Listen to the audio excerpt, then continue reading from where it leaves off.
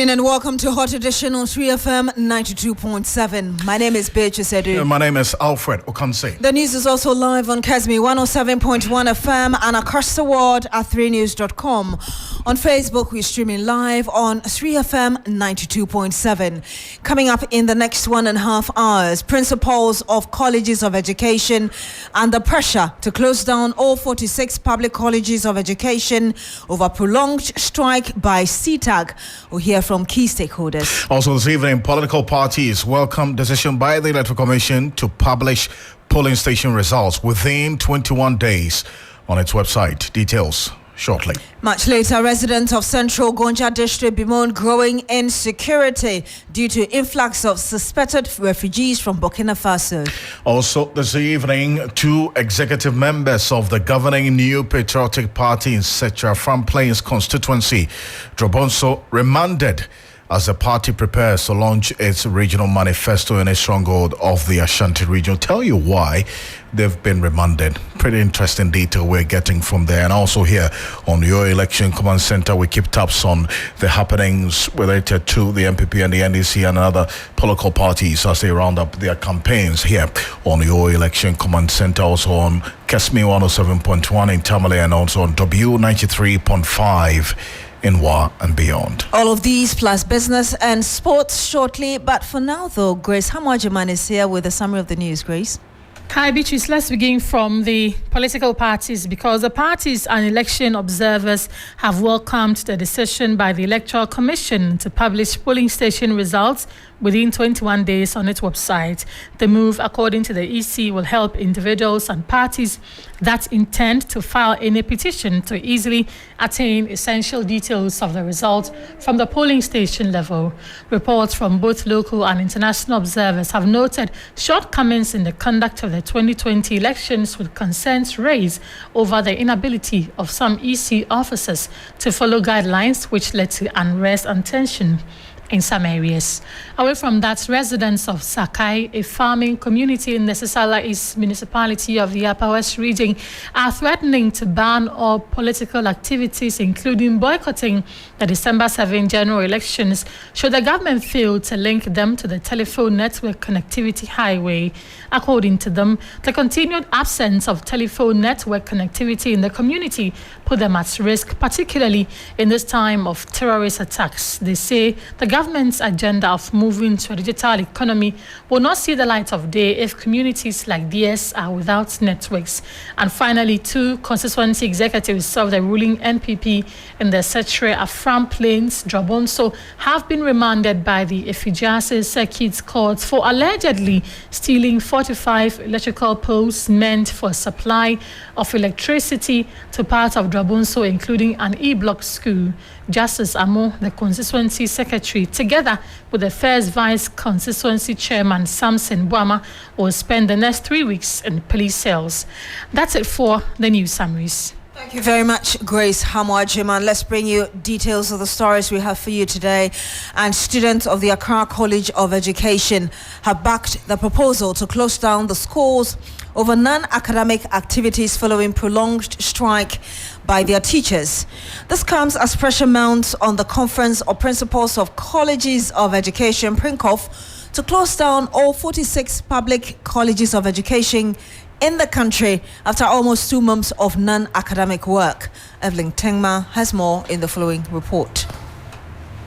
The Teacher Trainees Association of Ghana, TTAG, in a statement to the National Conference of Principals of Colleges of Education Ghana, demanded the closure of all the 46 public colleges of education across the country by Monday, August 12. The group also wants the current academic calendar to be annulled, insisting 54 days of no academic work has rendered the current semester useless. The Colleges of Education Teachers Association of Ghana, CTAG, has been on strike since June 14, accusing government of failing to address conditions of service. TTAC, in its statement, wants the examination scheduled for this semester to be withheld and the current semester annulled for a fresh one to commence. Some students at the Accra College of Education welcomed the proposal. I feel it is late. They should have made a call earlier on. due to the fact that the harm have already been caused, and then it has been caused to the extreme. I mean, we have barely about 28 days to end the semester. If everything was to go as planned, that's by 7th September we should close the semester. Should there be an adjustment to the calendar? I believe that there's going to be 3 conversations that will be going around. The number one is how trainees will be fed. So the question will be like, is it that trainees are going to pay additional money to be fed? Is it that they are going to cancel the feeding for the rest of the semester, or is it that they are going to take our component of the allowance for feeding? It's a clarion call. If the government is not ready to listen to CTAC to meet their demands, I think then our stay here is not quite beneficial to us. Majority of the students have left the various campuses to their homes, with just a few left. If not have been the father, I'm a student leader, I should be in the house. I stay at Kaswa just here. So going to the house is very simple. But per my interaction with some few students, they are saying that they stay from, they stay afar. Some people are from Bolga, some are from Tamale and the rest. So they are looking at the cost of going home, and then they call off the strike, then they have to come back. So if that is the case, they are here and then they are hoping that they will call off the strike, and then they are spending money day in, day out. And once I have some of the students on campus, I think it will be very right for me to be on campus to help them with some peer teaching and then other activities. When contacted, the president of PRINCOF, Professor Samuel Atintonu, said he was yet to meet with the Director General of the Ghana Tertiary Education Commission and other executives over the matter. He was sad young politicians are only interested in amassing wealth and property, and cautioned them to desist from such practice. Evelyn Tingman filed that report. Let's look at a bit of the detail of the letter from the Teacher Trainees Association to PRINCOF. CTAC has been on strike since June 14, 2024. That's 54 working days and counting without any academic activities on campuses. No academic activities, like I told you. 80% of teacher trainees have left various campuses. All colleges should be closed down by Monday, August 12, 2024. Also, the letter said that all examinations scheduled for this semester should be withheld. Current semester should be annulled for a fresh one to commence. Now, the president of the Teacher Trainees Association, Abdul Razak Swale, explains further the reasons they want schools shut down and the academic calendar scrapped. Yes, we're having a diverse view because students are the people that are facing these challenges in the colleges. Students have been suffering for about 54 days and counting. For about 8 weeks now, the Colleges of Education Teachers Association has been on strike, and students have been in school with no clear headway or with no clear certainty that our teachers will be returning to the classroom anytime soon. Students have been left to their own fate. Some have, those who have been ill or sick, even when they go to the sick bay, not much of attention is given to them. Students leave the campuses anyhow. There is no regulation because this CTAC is on strike. There are so many happenings that are happening, and it's leaving the students to the more disadvantaged, more than even either CTAC or the government, or shall I say the employer. So in all, we see that the student is the one that is feeling the direct negative impact of this strike action, and we feel that it's high time to let the students to also go home so that they can prepare adequately and then revisit the colleges if the strike has been called up for academic work to continue. And you heard that the president of the Teacher Trainees Association, Abdul Razak Swale. We're joined on the line now by Professor Samuel Atintonu. He is the president of PRINCOF. We also do have on the line with us Executive Director, IFEST, Dr. Peter Pate Ante. He also joins us as well. Good evening to you, gentlemen. Thank you for joining us. Good evening. Let me start with you, Professor Samuel Atintonu. The students say it is now time to shut down the schools. What's the response of PRINCOF? Thank you very much. I think, first of all, let me say that principals, all of us across the 46 colleges of education are concerned about the situation, that is the CTAC strike, which has brought us to where we are. But also, to tell the students that we are very much concerned and some things have been done to address the very reasons why the tutors went on strike. And in particular, by July 24th, we had met them and had this MOA, Memorandum of Understanding, which spelled out clearly a roadmap to address their issues. One was that from July 25th, they were expected to have been paid today their book and research top-up allowance, which was one of the issues they raised. That has been done and has been paid across the colleges to the tutors. Secondly, had to deal with, they had worked in 2022 all year round, and we admit it's a legitimate issue. We agree that they should be paid, which was part of the NSC awards. Unfortunately, that hasn't been paid, but we have now processed it. The agreement, by the end of this month, that money should be paid. The biggest issue which CITAC has, which is the biggest concern, is about parity of pay, which they ask that they should be migrated. And the migration per that MOA was that by July 29th, the Fair Wages and Salaries Commission, together with Minister of Finance, Minister of Education, and GTech, should start the migration process. As I speak to you, that actually started on July 29th, and they are on, they need to work for about 4 weeks or 5 weeks. By the end of this month, they should complete the process. And when they do, then the parity of payment, that is, if you hold master's, research master's, you be paid like a university lecturer, that's assistant lecturer's position.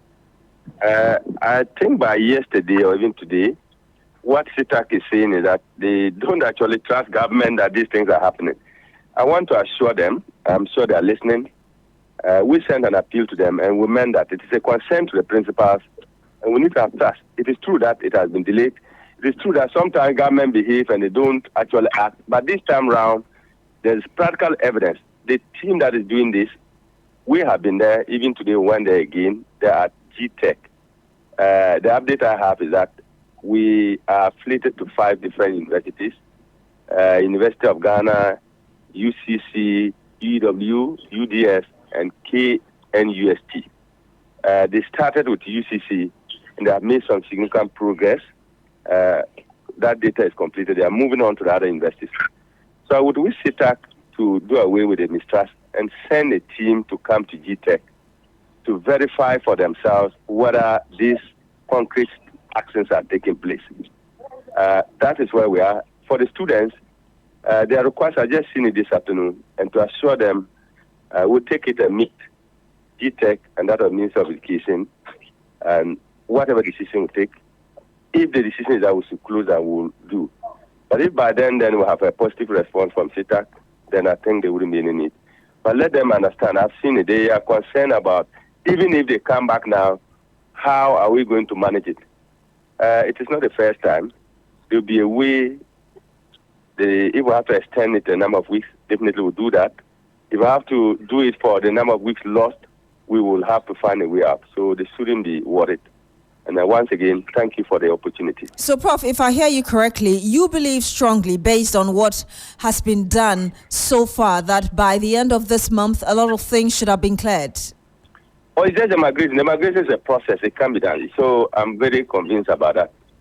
I heard they work every day. So for the past 2 weeks, they have been there. And given what I've seen today, I'm convinced they should be able to complete it by the end of the month. That's the migration. I heard you also say that you're going to meet regarding the request of the teacher trainees as to whether or not the schools should be closed down after 54 days of no academic activity. There was a second request as well, that the entire academic calendar be scrapped, because after 54 days without work, I mean, they don't see why it should be continued. Let's have a fresh start.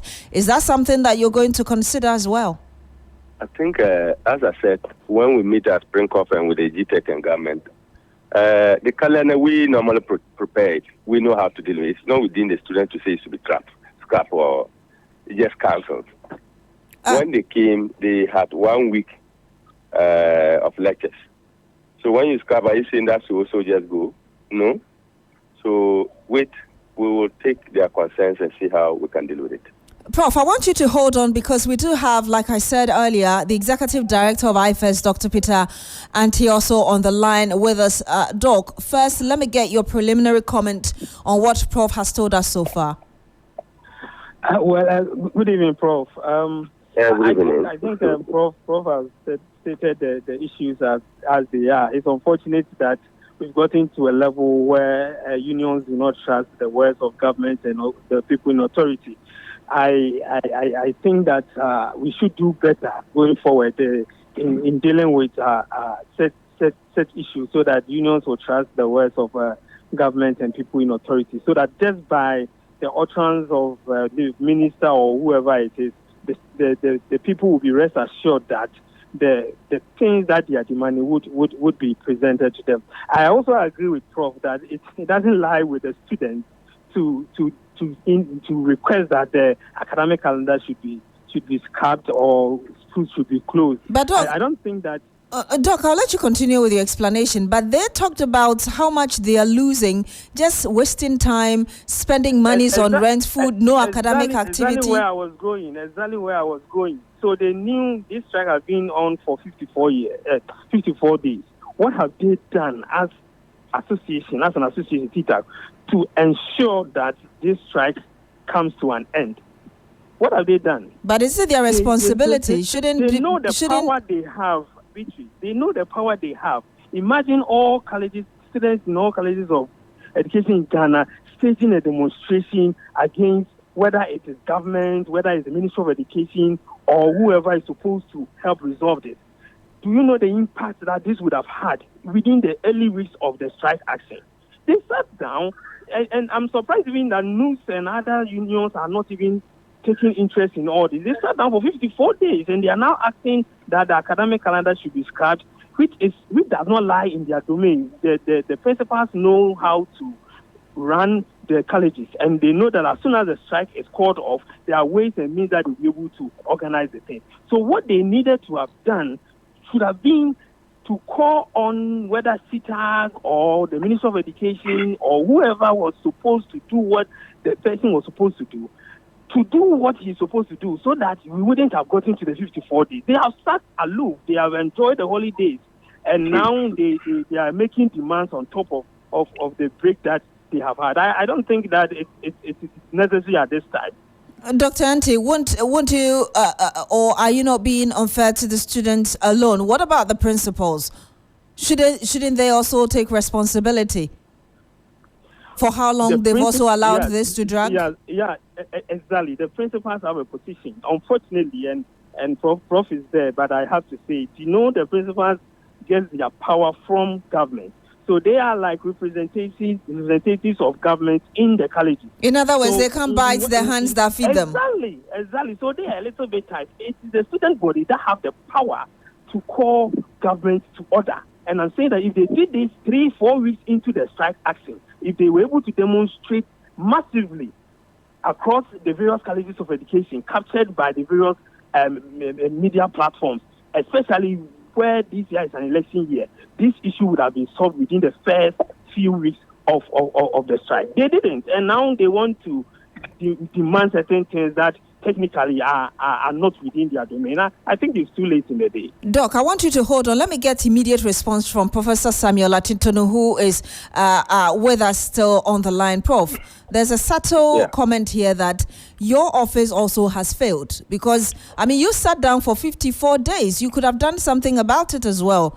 Is it what I just talked about, that, you can't bite the hands that feed you?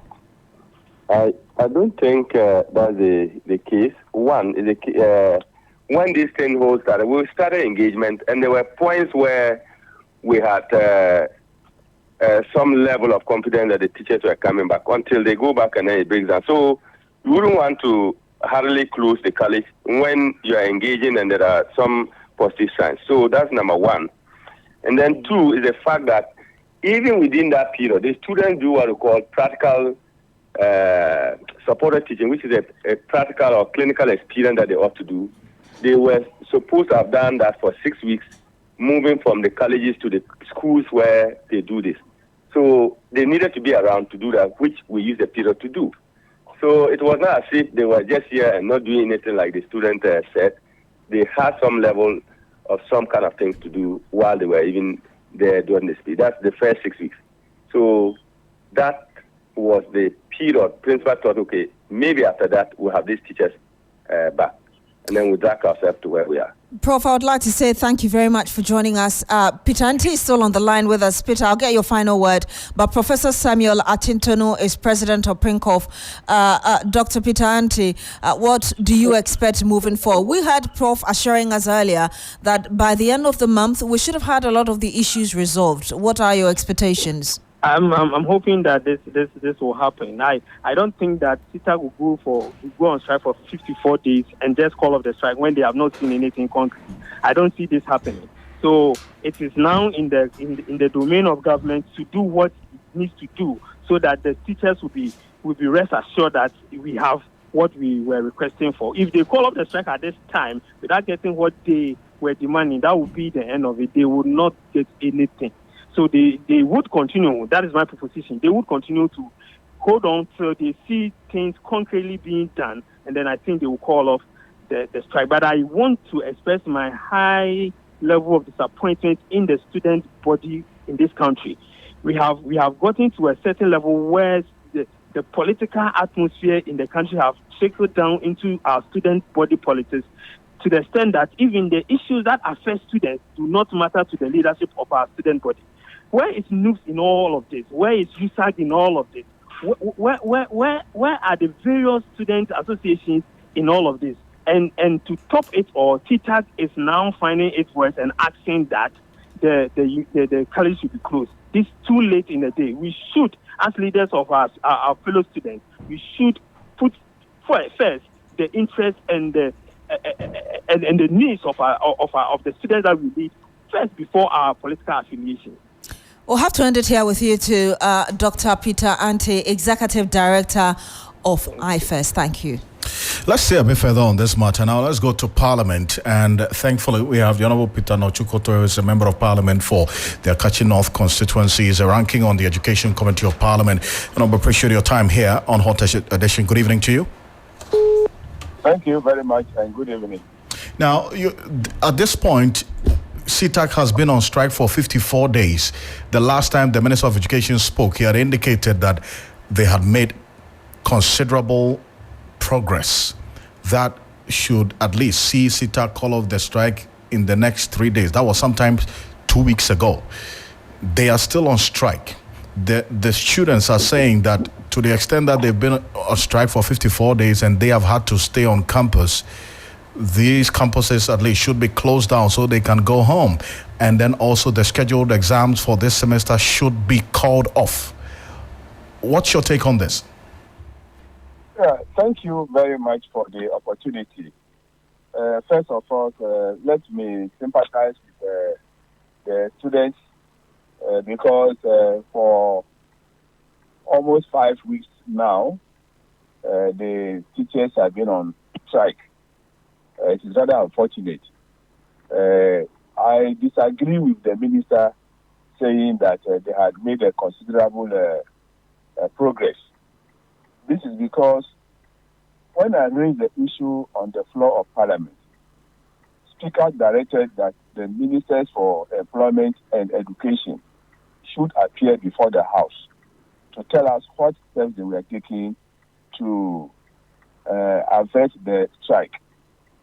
Now, when the two ministers appeared before us, they could not give us any concrete answers or solutions to the problem. So, as the Education Committee, when the matter was referred to us, we decided to meet CITAC with the Minister for Education and Minister for Finance. The day we fixed for the meeting, the Minister for Education also fixed another meeting on it with CITAC. So he called us and asked us to put ours on hold, which we did. The outcome of their meeting was zero. Zero because nothing concrete was discussed or decision was taken. So for us, as a committee and Parliament, we don't know what the ministers of employment and education are doing as far as this matter is concerned. Unfortunately for the colleges of education, They don't have it in their hearts that after a number of days, when there's a strike action, the institution should be closed down. So they don't have that. I see. That is the challenge they are facing. And that's why they are still having to stay on campus, even though their teachers are on strike, and there's nothing happening. Unlike the case of the universities, where when they're on strike for 21 days, the universities have to be closed down. Exactly. So they don't have that provision unless GTEC decides that, looking at the circumstances, the colleges of education should be closed down until further notice. So GTEC will have to make that determination, or the Minister for Education. But it's rather unfortunate because the semester is getting to an end. And I am sure they cannot ask them to write any examination. What have they done in the semester that they will be asked to write examinations? So after examinations, I don't think the colleges can impose it on the students. That one, they will not do it. And I don't think it will be proper for them to do so. But when these College of Education, those teacher trainee colleges, were now upgraded to degree awarding institutions, why didn't the Act also reflect their status as in such circumstances, so that to the extent that now they are degree awarding institutions governed by, some aspects of the University Act? Why was this one left out? Yeah, you see, they don't have that autonomy which the various universities had. They are still under the direct control of the Ministry of Education, although they are affiliated to a number of universities. So they don't take a number of decisions on their own because they feel that, yes, it's a tertiary institution, but they control them because they have a specific task they must perform. So they don't have that freedom as the traditional universities have. That is the challenge. I see. So now, with this situation that they are having to deal with, you indicate that you agree with the Minister of Education that they had made some considerable progress. CITAC members you disagree. Yeah, yes, CITAC is still the CITAC members have legitimate demands. But we also got information that they had actually met. Some agreement had been reached, but all other parties signed except the representative of the Ministry of Finance and also the Fair Wages and Salaries Commission. Those two did not sign the said agreement document. That's what has stalled the CITAC calling off their strike now. Yeah, that's the information I also had. But the point is, the Ministry of Finance must come out with a guideline, as they did for the three other teacher unions in the universities this morning. That, okay, we are going to pay you the arrears of your book and research allowance. We are going to pay you the 1 month award that was given you by the Fair Wages and Salaries Commission as well as the NLC. Those are the immediate ones that they want. And for the migration, it's a gradual process. And even as a committee, when we met them, we agreed that, let's look at the financial challenges that you are having now. Later on, we can look at the migration. And they agree with us. But once the Ministry of Finance is not ready to release money for these payments to be made to them, as a committee, we don't know what we can do again. Yes. I see. But while they still wonder, what would, in your view, as a ranking on this committee, be the most probable solution to all of this? While CITAC is still on strike and the students are wondering what to do next, maybe quickly before we go. The best solution is the government to make the resources available immediately to pay the arrears to the CITAC members of their research allowance and the 1 month salary award, arbitration award granted them by the Fair Wages and Salaries Commission as well as the NLC. These two things, if they are done today, I think they can go back to the classroom immediately. Honorable, I appreciate your time. Thank you so much for joining us. Thank you too. the Member of Parliament for the Akachi North constituency, Peter Kwesino Tukotoi, ranking on the Education Committee of Parliament, talking to us here on Hot Edition on 3FM 92.7. We're live on Kesmi 107.1 in Tamale and beyond, and also on W 93.5 in Wa and beyond. There's growing concerns of insecurity in the central Gonja district of the Savannah region by residents over influx of foreign nationals from neighboring Burkina Faso. Hundreds of the foreign nationals have pitched camp at about 55 locations in deep forests within the Bupe enclave. The foreigners who arrived in several barges are said to be seeking refuge following jihadist insurgents in northern Burkina Faso. Locals say they feel insecure with the number of people arriving on daily basis. Some of them spoke to regional correspondent Christopher Amwako on this incident. It's a very big challenge to the citizens of Bupe, because the last time we visited where they are settled, we have about 55 cottages, and when you go there, you see a lot of trees, the vegetation. They have cut all down our commercial trees, more especially the sheernut trees. They cut them. We don't know what they are doing them, and then right now we have sat with the DISEC and the stakeholders, even including the overlord of Bupe traditional area, Bupe Wejiropo II, and he said he's not aware of these immigrants, that nothing has been done. We sat with the securities, the district commander. Up to now, we haven't heard anything positive. So right now, we are telling the security agencies that they should come and evacuate the people as soon as possible, so that we will be what? We will be happy and then also feel secured. Else, our lives are at threat in Bupe. People who claim to be Burkina-based are in Bupe as we are talking. And as they have come, probably seen something, say something, we said a lot, but nothing has been done about it with respect to security. And as they have surrounded the whole of Bupe, actually we are not at ease, because these people, whom we don't even know where they are coming from, have come to settle on our land without the consent of even the chiefs and the security personnel. We consulted them and they said they were not aware of them. So it is time the government come in, because these people cannot settle with us because we don't know where they are coming from. And we cannot entertain foreigners whom we don't know where they are coming from. We want them to move, because staying with us is not safe to us. Our farming, we cannot farm again. Our farmlands have been taken by their cattle and sheep. Besides that, they are not, they don't understand any language too.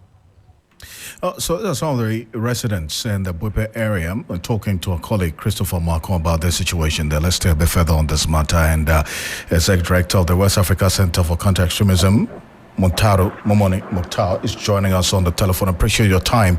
Good evening to you. Thank you for connecting with us here on Hot Edition.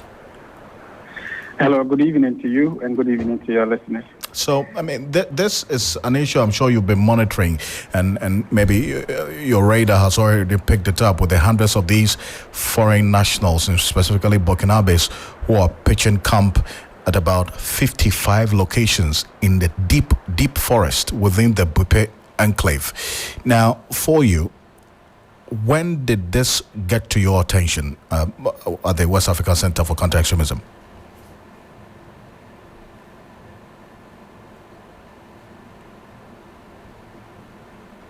Hello, Muntaro? Your call has been put on hold. We'll try to reconnect with Muntaro Momoni Mukhtar. He is Executive Director of the West Africa Center for Counter-Extremism on this latest development that we're seeing right now with growing concerns of insecurity in central Gonja district of the Savannah region by residents over influx of foreign nationals from neighboring Burkina Faso. Hundreds of foreign nationals pitched camp at about 55 locations in deep forest within the Bupe enclave. Foreigners arrived in several barges are said to be seeking refuge following jihadist insurgents in northern Burkina Faso. And Mukhtar Momoni is joining us again. I was asking earlier when you picked up this information based on the radar that you have in this area. Yes, we'll be monitoring the developments in the area in the last 2 years in terms of the influx of refugees from Burkina Faso and beyond. In the last 2 years, we've had significant number of refugees who have come into this space, who are fleeing the violence, the terrorist violence in the Sahel, particularly in Burkina Faso and beyond. And so what currently is happening in the Savannah region, it is not entirely new, but we're seeing significant numbers that have come into that space, and this is what is causing the anxiety amongst young people and amongst community members who are registering their protests now. See, so it's not just Burkinabes. There are other nationals who are coming into the central Gonja district of the Savannah region as refugees. No, not only the individuals from Burkina Faso. There are elements who are outside of Burkina Faso who are in that space. But significantly, they are largely from Burkina Faso.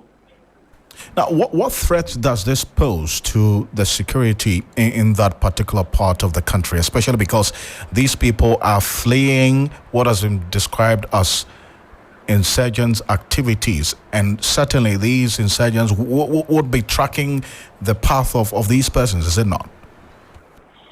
Well, refugee situations come with a lot of vulnerabilities, a lot of risk. They come in spaces where they would have to compete for local resources. They have to compete for social amenities with the local population. These are largely farming populations, and the urban centers engaged in trade would have to contain them. So the competition for local resources is huge. But more importantly, the idea of security. There is an increased sense of insecurity when you have refugees come into space or come from places where you have an insurgency like we have in the Sahel. And there's a lot of, misinformation, rumors and disinformation that is going on when it comes to refugee situations involving people coming from terrorist, prone environment. And so all of these things create anxiety within the local population. And that in itself can increase the insecurity that would be experienced in the area. 2 years ago, we had reports of huge influx of Burkinabes into that same space. And there were other things that were talked about in terms of the insecurity that came with that. Unfortunately, these were not true situations. These were what you would describe as misinformation. It turned out that there were less than 100, number of Burkinabes who were in there, and a good number of them had family relations in the area they had come to live with them. And so there's a tendency to create misinformation and to exaggerate situations that can itself impact on security in the area. But more importantly, we should be talking about the response of the system. Security events are less important than our responses to them. We need the states to be able to respond in a manner that commands goodwill, that commands confidence and support for security in terms of dealing with a situation like that. We should have had security, especially the police, issue statements to be able to clarify what the situation is and what measures are put in place to be able to address the effects of refugees in the area. And already there's this mistrust for foreigners, and the residents want them out of the place. How do we deflate this potential conflict between the locals and the foreigners, at least based on what you've seen?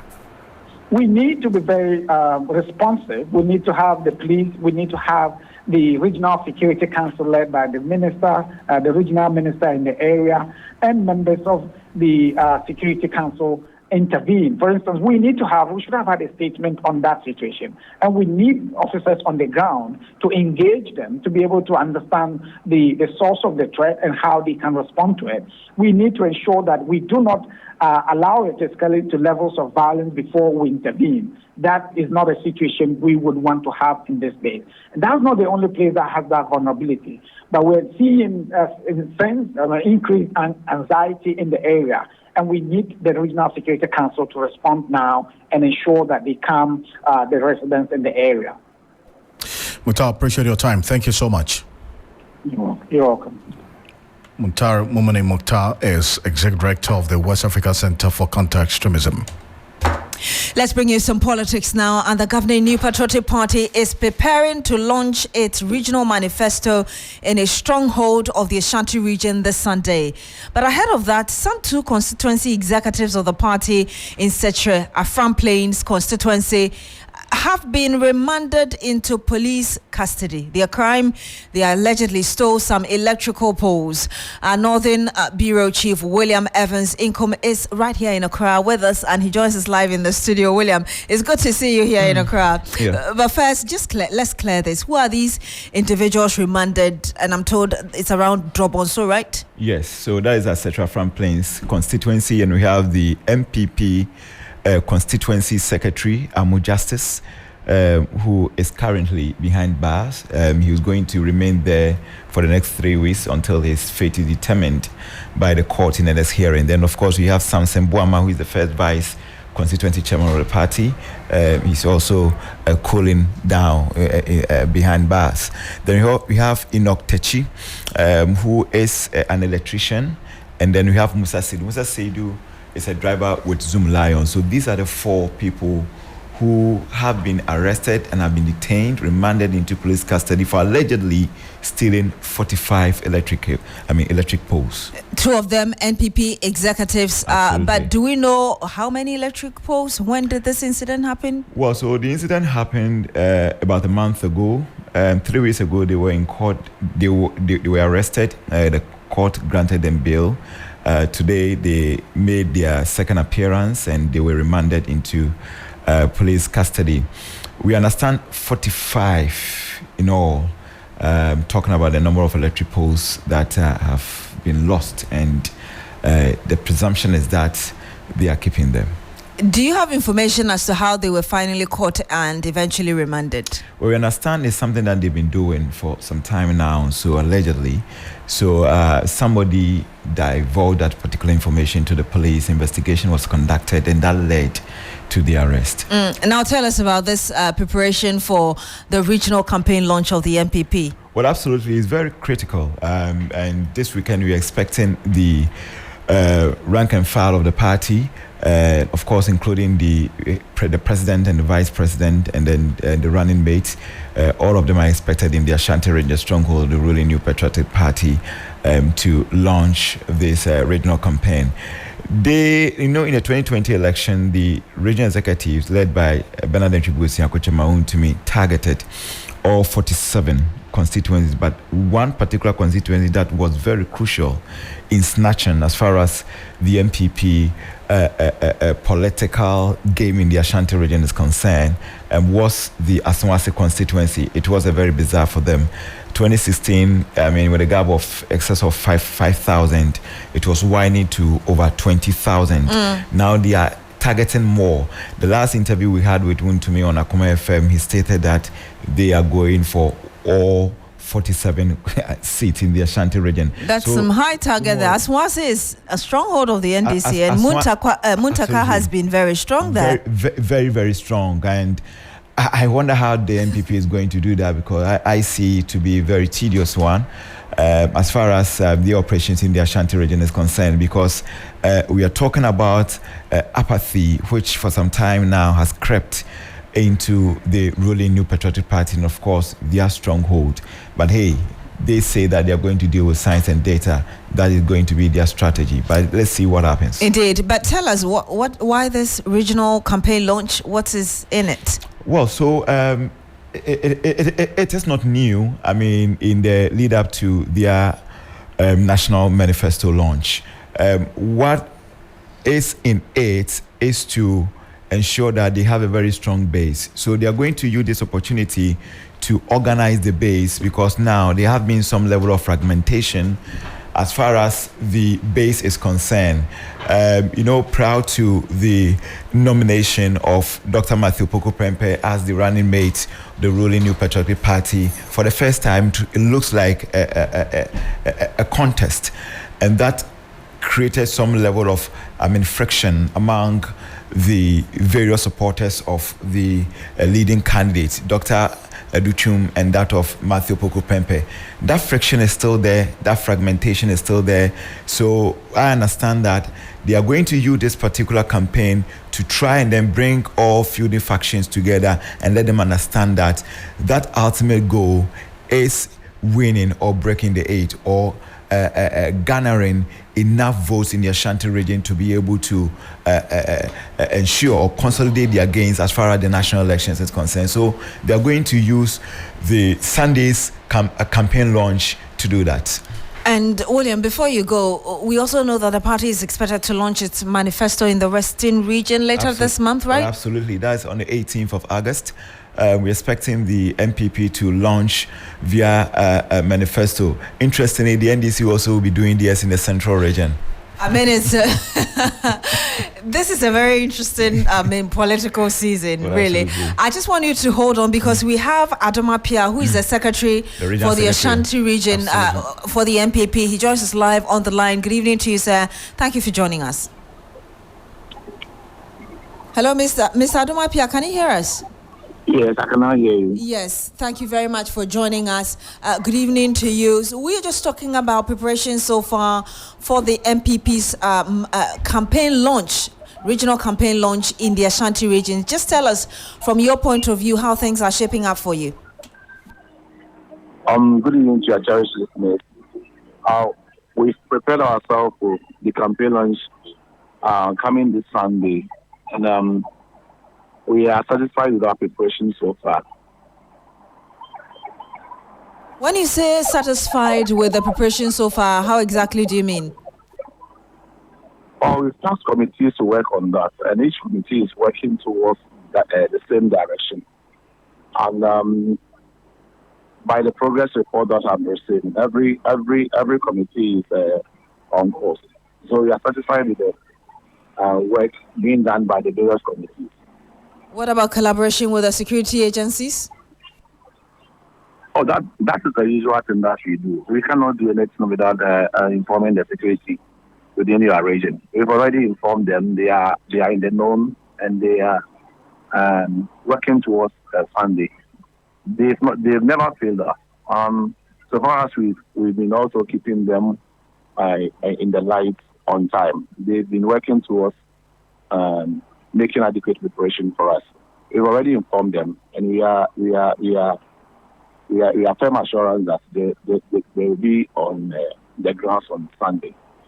Mr. Adom Appiah, let me ask you this, since you're in the region, how do you react to those two individuals in Drobonso who have been arrested for allegedly stealing 45 electric poles?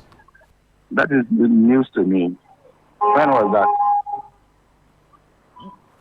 They were remanded just some days ago, and we understand, actually remanded today, and we understand that the incident happened about a month ago.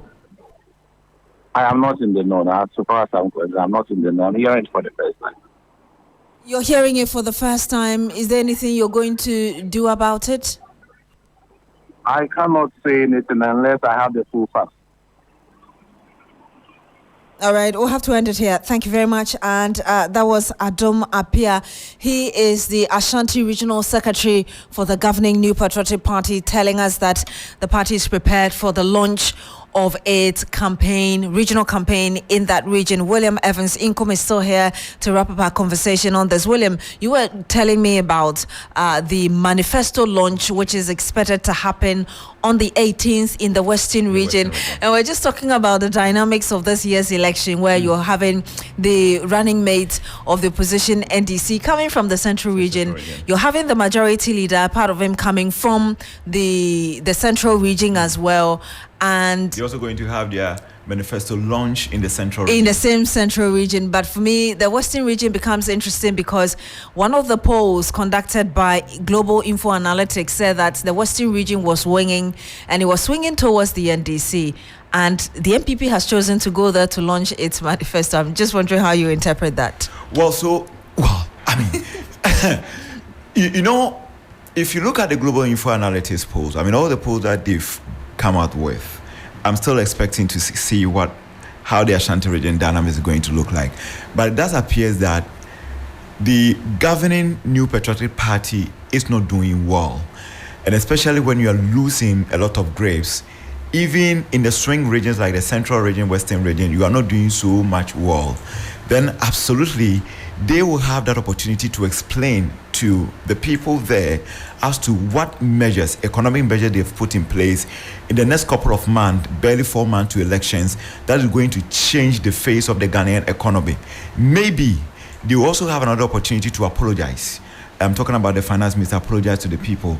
This time around, I have said on countless occasions, that I expect the president to do that apology, not the finance minister, because the big question is, the finance minister just came to the scene, all right?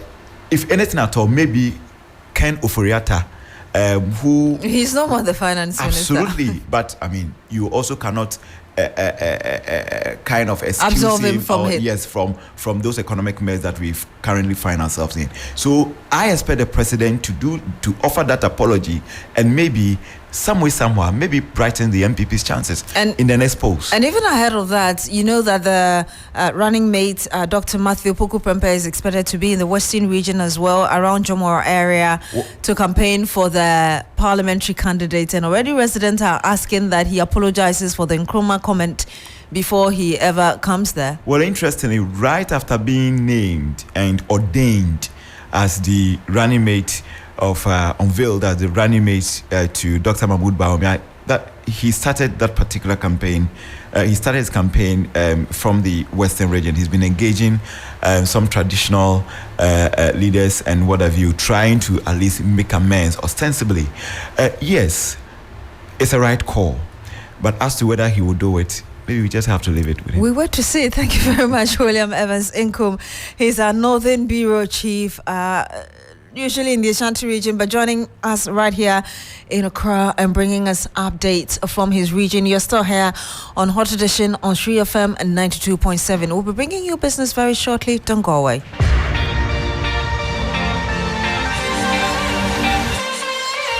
When it comes to the world of sports, what does complete mean to you? When my team scores at the end of a 30-plus passing sequence, you know, like Pep Guardiola style. When someone beats the buzzer from a shot from the logo, like Steph Curry. Dominating opponents and punching my way to a knockout, like Africa's greatest boxer, Azuma Nelson. Running so fast that I can afford to celebrate midway through a 100-meter race and smash the world record like Usain Bolt. Hold up. What makes all of these sports complete is the screen. This is where you get access to extensive analysis, insights, and highlights. So join us every Sunday at 6 p.m. live on 3FM 92.7 as we serve you the most satisfying buffet in the world of sports. The 3 Sports team will come together to review, preview, and analyze the latest in sports on Sports Ultras.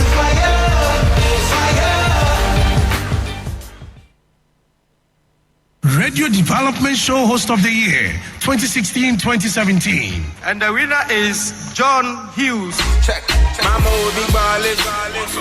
Hi, my name is Johnny Hughes, your community rights advocate, and I'm still on the quest to bring smiles into your communities with Community Connect on 3FM 92.7. Join me this and every Friday morning at 9 a.m. right here on 3FM, and together we will solve the problems bothering your communities. I know your program is a program that always get a result. Myself, I'm a witness to that. What can we do to help your community today in terms of education, health, sanitation, security, and all the issues in between from your community's perspective? Tune in to Community Connect every Friday morning at 9 a.m. as we get interactive live on radio and on Twitter at 3FM 927 and on Facebook at 3FM 92.7. Community Connect, helping solve your community problems.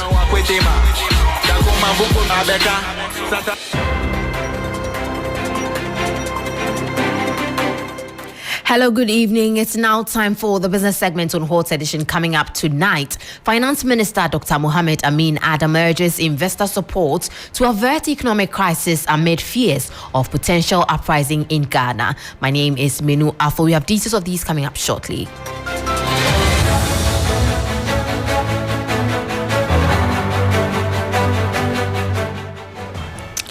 Thanks for your time. On to our first story. Finance Minister Dr. Mohamed Amin Adam is urgently calling on investors to step in and support the country's efforts to stabilize the economy, warning that without immediate relief, the nation could face social unrest similar to the recent uprisings in Nigeria and Kenya. Dr. Amin Adam, during a meeting with members of the business community, stressed that investment in job creation and improving cost of living is crucial to preventing potential turmoil. I was in Nigeria 3 days ago. I got down at the airport. I could not move into the city because of demonstrations. A month before, it was in Nairobi. This week, it is happening in Nigeria. And when it happens, they are ruthless. Protesters are ruthless, especially when you have criminals amongst them. They are looking for people like you in your homes, in your business places, attacking and stealing things. And so, when people are crying and crying, no one is safe. The politicians are not safe, you, the industrialists, are not safe. So we have a responsibility to work together to create an environment that will bring the confidence of our people in the economy, because we are all agents of the economy. Well, that was Finance Minister Dr. Mohamed Amin Adam, and in response, Chief Executive of Association of Ghana Industries, Seth Chum Akwabwa, called on government to implement favorable policies that will help businesses thrive. He assured industry's readiness to work with government to improve the economy. There are so many areas we need to look at. First of all, the macroeconomic environment. It is critical that we have stability. Stability in respect of the exchange rate and CD relationship. We have to have a stability there. We need to have a gradual lowering of interest rates. Over the years, we've spoken about tax regimes that support local industries. There are some of the taxes that are inimical to local industries. We've always talked about the straight levy, where you have a VAT system which you cannot recover, or you can't recover 6% because that 6% is a levy, it's not a VAT, yet it's considered a VAT. That kind of policy does not help. So there are a number of them that we have highlighted in the midterm budget review and in other engagement that we have with the minister. Seth Chum Akwabwa is Chief Executive of the Association of Ghana Industries. In more stories, the National Road Safety Authority reports that Ghana loses approximately 1.6% of its GDP annually due to road accidents. According to the authority, road accidents have a significant impact on Ghana's economy, leading to increased imports and subsequent cedi depreciation. A representative of the National Road Safety Authority, Martin Afram, made the remarks at the launch of the Drivers' Challenge by One Chocho News, an initiative aimed towards rewarding safe driving. The statistics are still alarming. Every year, countless lives are lost and families are torn apart due to road accidents. The statistics back this statement. Every day, 8 people die on our roads as a result of road traffic accidents. And we are having over 2,000 deaths annually in this country. 75% of these are males, with 25% being females. That tells you that our men are dying. We are creating more widows in the system. The breadwinners are going, and our children are suffering. This translates to about 1.6% of our GDP, several trillions of Ghana cedis. And the year-to-date statistics indicate that over 1,300 people have died since the beginning of the year. You heard the voice of Director for Planning at the National Road Safety Authority, Martin Afram there. Well, that will be all for the business segment on Hot Edition. My name is Minu Afol. For more stories, kindly log on to our website on www.3news.com. Do stay tuned. Sports News is up next.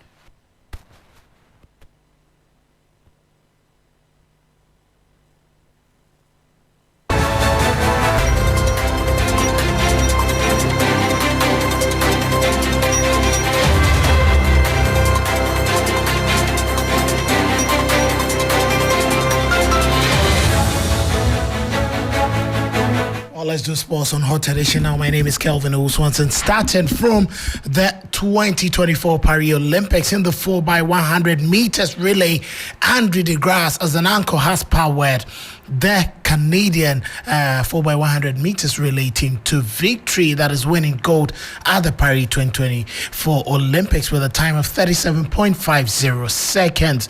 South Africa, powered by Akani Simbine as the anchor leg, managed a 37.57 second victory, with Great Britain coming third with 37.61 seconds.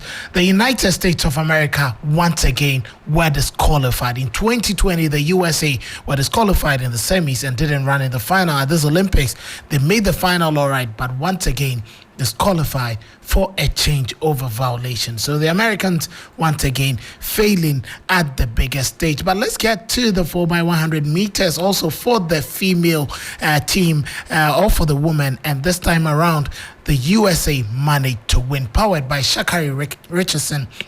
In the final leg, they managed to get the victory while they powered to a time of 41.73 seconds. Melissa Jefferson, Titi Terry, Gabby Thomas, and Sha'Carri Richardson won in a very brilliant time. Great Britain, powered by Daryl Nater as an anchor leg, managed 41.85 seconds in Germany with 41.97 seconds, finishing third. So Switzerland had to face a disqualification for a changeover violation. So that is it there. Now let's get into some more stories on the Olympics. And in the men's soccer, Jean-Philippe Mateta scored a penalty in the 93rd minute to give France an opportunity to get into the extra time. So it's 3-3 between Spain and France after the French team went down 3-1.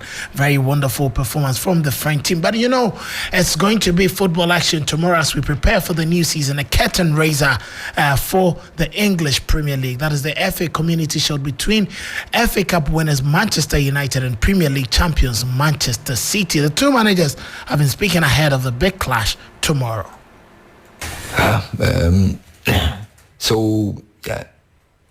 We always want to win, also in all the friendlies, and it's about the trophy, and so we will put out a team that is very competitive to win this trophy. But it's also pre-season, and we don't go into big risks with players. That's also I think normal approach into this game. A part of that is to try to refine ourselves, step by step, our break for most of the players, and seeing the young players, how they behave in big stage in a good game, and we go for it. So that is from Pep Guardiola in there. It's 2 p.m. on Saturday, the FA Community Shield at the Wembley. Now let's get into some more transfer news. But before that, in the Paris 2024 Olympics, Egyptian wrestler has been arrested. Mohamed Ibrahim, who won bronze at Tokyo 2020, has been arrested in Paris for an alleged sexual assault. The Paris prosecutor's office released a statement saying that on the 9th of August around 5 a.m. a man born in March 1998 in Egypt, who was a wrestler in the Olympic delegation, was arrested in front of the O's Cafe. It is understood he was arrested for allegedly touching the buttocks of another customer at the cafe. The Egyptian Olympic Committee named Kesho, who won a bronze medal at the Tokyo 2020 Games, as the team member who had been arrested. Very unfortunate news coming in there. And England have named interim manager as that is Lee Carsley, the under-21's boss, is going to take charge for September's Nations League games as the Football Association continues to search for Gareth Southgate's permanent successor. The 50-year-old has stepped up from his role as under-20 boss to replace Southgate, who resigned 2 days after the defeat to Spain in the Euro 2024 final last month. Some transfer news coming in, and Dominic Solanke has agreed a 65 million deal by his club Bournemouth to move to Tottenham Hotspur, and Spurs will initially pay £55 million before topping up with £10 million in add-ons for the 26-year-old who has one cap for England. Now let's get back into local football, where the Division 1 Super Cup has been one of the best since the FA has implemented to help clubs who are promoted into the Ghana's top flight to get prepared for the new season. Here is a report on what has been transpiring in Nswatre. The tournament features the champions and runners-up from each of the 3 Division 1 league zones, along with the 2 best third-place teams across these zones. This competition serves a dual purpose. It prepares the zonal champions for the upcoming Premier League experience while offering valuable pre-season preparation for the other participating teams ahead of the new Division 1 league season. For the first time, the Brona-Hafo region hosted a tournament which saw the participation of newly promoted clubs Vision FC, Young Apostles and Basake Holy Stars. They were joined by the 2nd and 3rd place teams from their zones, Okoru United, Hohoi United, Techiman Heroes, Holy Stars and Liberty Professionals. The teams were divided into 2 groups of 4. After the group stage matches, Okoru United, Techiman Heroes, Young Apostles and Vision FC emerged as the semi-finalists. In the semi-finals, Okoru United faced Techiman Heroes, while the 2 newly promoted Ghana Premier League teams, Vision FC and Young Apostles, battled for the remaining spots in the final. The first semi-final on Thursday saw Okoru United secure a hard-fought 1-0 victory over Techiman Heroes, while Vision FC advanced to the final after a goalless draw with Young Apostles was settled by a 4-3 penalty shootout victory. It's a tournament that is, helping them to build their teams for the main season. Coaches are trying tactics. Players are also learning, getting ready for the main season. And the highlight of this major tournament, apart from the fact that it is helping the clubs to prepare, is the academy young referees who have been amazing so far in this tournament. Very wonderful decisions, bold, confident, determined to make a mark, and that is a key highlight. Although Young Apostles and Techiman Heroes didn't reach the final, they still have a chance to secure a medal in Saturday's bronze medal match. All eyes are now on Sunday's final at the Nana Kronomansa Park, where Vision FC and Okoru United will go head-to-head for the coveted trophy. Well, wait to see how things will pan out in the Division 1, but finishing off with something from Asante Kotoko. They'll be playing their 2nd preseason game tomorrow. Head coach for the team, Prosper Nate Ogum, has decided to defend his decision not to go with the conventional method of preseason, as many have been criticizing the Porcupines for getting onto the pitch with ball work before having their strength training in the gym. The coach does the preseason, the whole preseason with the ball. You see, if you are playing in a small-sided game, let's say 3v3 plus 3, constant changeover, in let's say in a 20 by 25 meter area, you have these 9 players there. These players will have to be moving all the time. The intensity is high. There's no occasion within, let's say if you are doing it, let's say 3 minutes times 3, which is after every 3 minutes they break. They rest for, let's say, 1 minute and then come back. Within the 3 minutes that they are in this grade, the grade is the working area. Within the 3 minutes that they find themselves in, there's no single moment that a player will have the opportunity to stand. They are always moving. They are constantly moving. And as you move, it helps to build your endurance. So it is building your endurance, it is building your awareness, it is building your decision-making process. So even within these small-sided games, you can, as a coach, you can be able to build on the endurance level of these players. So we are on the right track. We are on the right track. We have well, there's more sports news on 3 Sports GH across all the socials. My name is Kelvin Ouswansa. Hot Tradition continues. Beatrice is still here.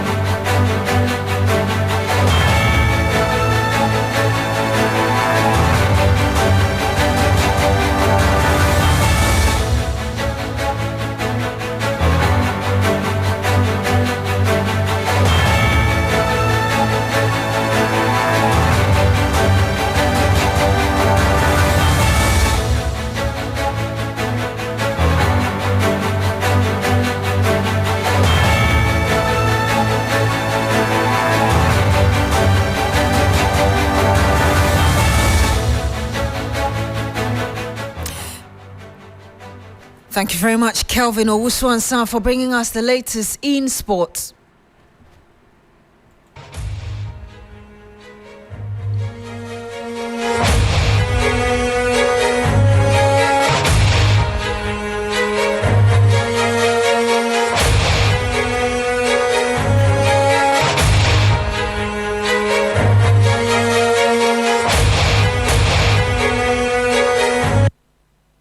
Tonight, political parties and election observers have welcomed decision by the Electoral Commission to publish polling station results within 21 days on its website. The move, according to the EC, will help individuals and parties that intend to file any petition to easily attain essential details of the results from the polling station level. It forms part of reforms by the electoral body to enhance transparency and credibility in the 2024 elections. Now, reports from both local and international observers have noted shortcomings in the conduct of the 2020 elections, with concerns raised over the inability of some EC officers to follow guidelines, which led to unrest and tensions in some areas. Now, as part of measures to address these, the EC, among other things, says that it will publish results from polling stations on its website for easy reference. We are promising that for the polling station result, because of the quantum nature of the work, we'll try and do that before the 21 days that is required for the filing of the petition. But for the constituency, regional and national one, we'll try and put them there before we declare the results. If you look at the constituency collation results, you will see that all the polling stations are there. The parties will have to look at it and accept that these are a true reflection of the collated results. So once you publish the constituency results, you are in a way publishing the polling station results, because the polling station does that constitute the collation. What we are pasting is a hard copy form, and they have to be scanned and before you can upload them. And you heard that the Director of Training at the Electoral Commission, Sribo Kokuwo, this suggestion seems to have sat well with the political parties, but the NDC is concerned about the inability of the Commission to meet the 21-day period due to the numbers. Let's first hear from NPP Deputy General Secretary Haruna Mohammed and then Deputy Director of IT and Elections for the NDC, Dr. Rashid Tanko Computer. Any call that is going to enhance transparency in our election system is something that the NPP always support.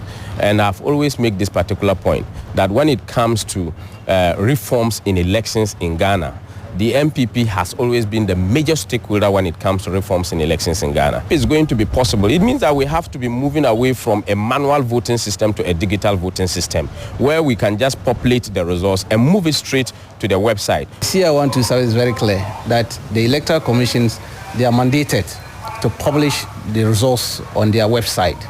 Not only the results, even the register.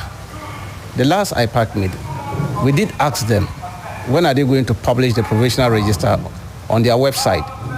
And so all along, the Electoral Commission has not been implementing the CI in its full form. For instance, the issue of pasting the results, we are going to hold them to it.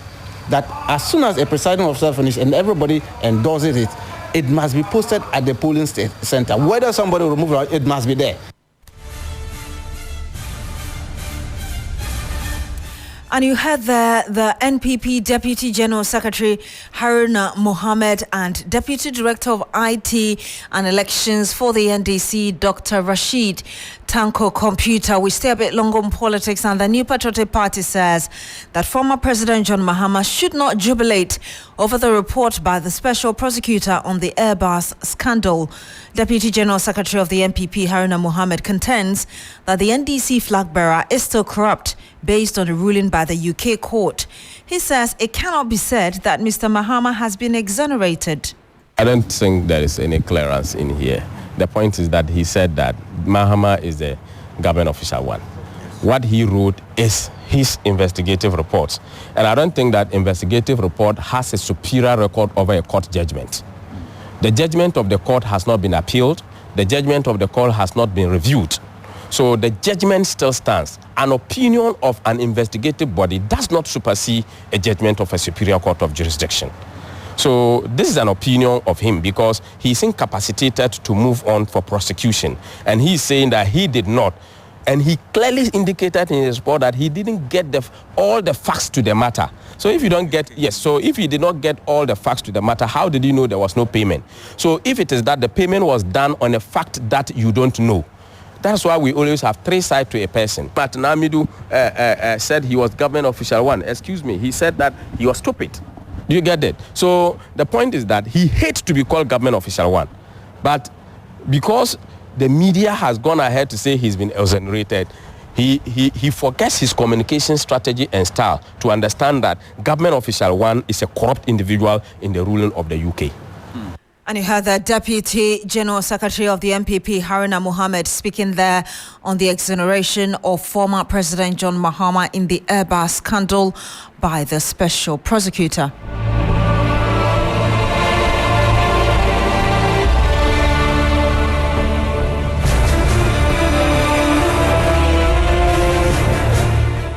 And that will be it for Campaign Trail here on Hot Edition. But before we go, the Greater Accra Regional Security Council has served notice to demolish buildings at the Ramsar site at Sakomono from next week. Chairman of the council and Regional Minister Titus Glover made this known when he paid a working visit to the Ramsar site.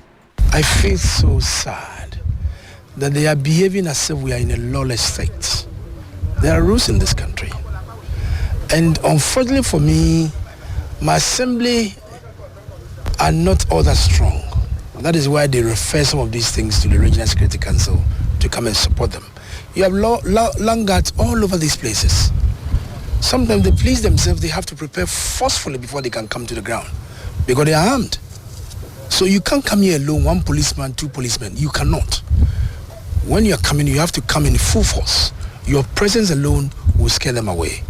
So that is why, as part of our core mandate as Regional Coordinating Council, security is so key to us. So we'll retire and plan and organize ourselves. In 2 weeks' time, we invite you to come here. We'll clear all my back here. Up there, we'll clear everything. We'll clear all this area. Everything, we'll pull it down. No bagawaya. We'll clear everything down to make sure the right things are done. The Red Sec, thereafter, we declared the Dodowa Forest and Katamanso Pinkwai Forest as security zones. These are two landmark forests in Gadangbe history. So we are here to regain our forest back. With the support of the Forestry Commission, they have given us some trees that we are coming to plant. Then with the support of the DCE and some students around NNMA to do the planting. This wall is on our land, we'll break it.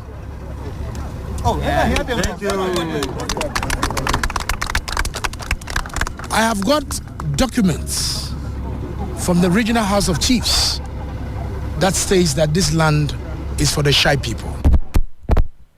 Who does? But we told them, if you have documents, bring it to the RCC. As we speak, nobody has brought us any document apart from what the registrar brought to us from the Regional House of Chiefs. So we are here to do two things. We'll break this wall and plant the trees back. This place is a security zone. We are regaining our forest back.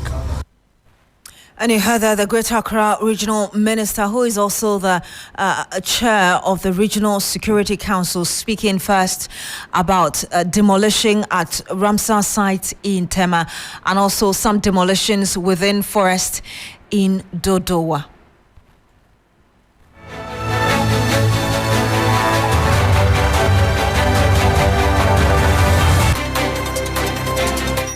And that'll be it for Hot Edition here on 3FM 92.7. My name is Beatrice. Thank you very much for joining us today. I did this with Alfred Ocansey. Log on to 3news.com for more news. Have a good evening and do enjoy the rest of our programs.